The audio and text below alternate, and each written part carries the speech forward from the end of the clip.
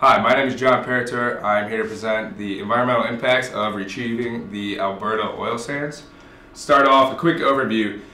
This oil is known as bitumen. It is a heavy, thick crude oil, and the extraction method that will be used to retrieve most of this oil is going to be you kind of inject the ground with steam in situ process. It's Latin for in place. So they're going to kind of leave the oil where it's at, inject the steam into the ground, let it soak in for about 3 weeks, and they're going to pump the oil out and then thus into barrels and distribute it. The total amount of these Alberta oil sands they actually have, it's on a comparable level with Saudi Arabia. It's one of the largest oil deposits in the world right now. Currently, only 15% of these oils are actually retrievable, so kind of developing and going with extensive activities, it's going to allow us to retrieve these. Current investors include ExxonMobil, Chevron, Suncor, ConocoPhillips, Shell, you name it. Anyone who kind of wants to make some money or make a buck in the future, they're investing in this right now. The impacts on the environment. Typically when you do drilling, no matter what, you're going to have to kind of degrade, you're going to have to clear, there's going to be pedestrian traffic, you're going to have waste management, build some facilities. That's inevitable, no matter what. But because the Keystone is, or not the Keystone, sorry, Alberta, because Alberta Oil Sands is such a larger project, there has to be more extensive activities. These extensive activities are going to include pipelines, such as the Keystone. That's why it's such a controversial topic right now.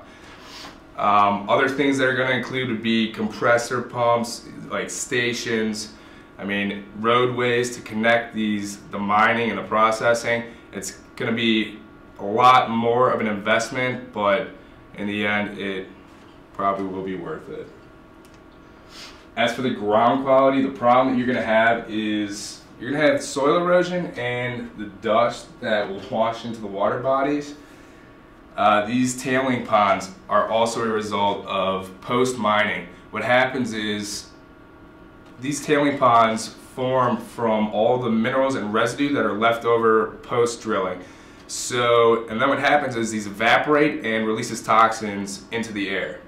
Hence, it can be it's a lot of big source of pollution.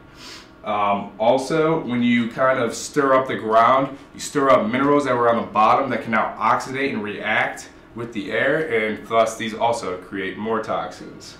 Not only that, they also have to use dust suppressants and herbicides, which can sometimes, these suppressants have to go through a lot of regulation and development, so necessarily you're not using the best product, but maybe the cheapest, just because someone wants to, not spend as much as you're supposed to, or do it the right way. But you can also lead to containment spills into the ground. This has happened about a year ago. There was an instance in Arkansas where there were about a couple dozen homes that were evacuated because there was an oil spill it was a very small and old pipeline, and it was carrying the same bitumen oil that is coming out of the Alberta oil sands. So again, it can be very toxic. You have to be careful with it. As for the air quality, when you have to excavate, you need blasting. When you use blasting, you're going to be releasing nitrogen oxides and also carbon monoxide. This can be very hazardous on many levels. Flare stacks are it could be a source of light pollution and also unburned methane gas. What they do is, in some cases like in North Dakota right now, they're drilling for oil, but all the natural gas that is actually spit out and released that's not being captured, they're just burning it off.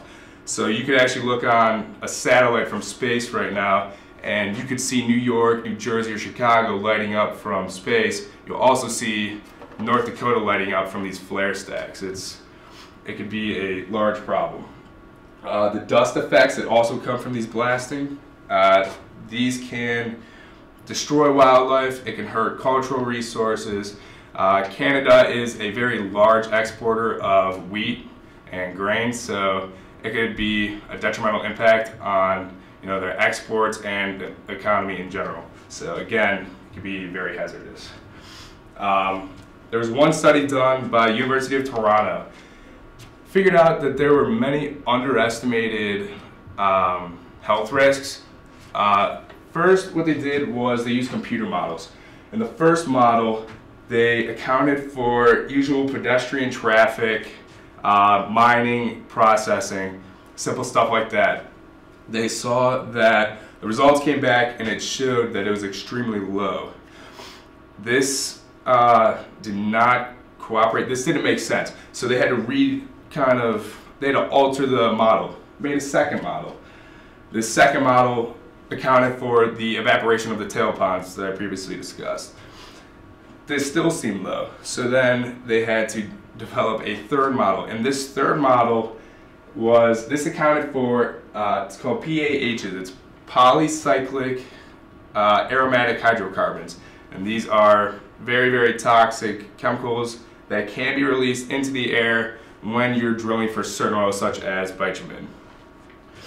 So as a result, you see there came out to be 2-3 times more emissions than what was going to be previously predicted. Looking ahead, you have Exxon, Suncor, and Shell, all three of which have agreed to release carbon emission reports. Exxon is actually supposed to release it by the end of this month. So keep an eye out for that. If you want to look up the source, it was last Friday in the Wall Street Journal. Exxon agreed to release an emissions report. So, and these would be my sources. And thank you very much.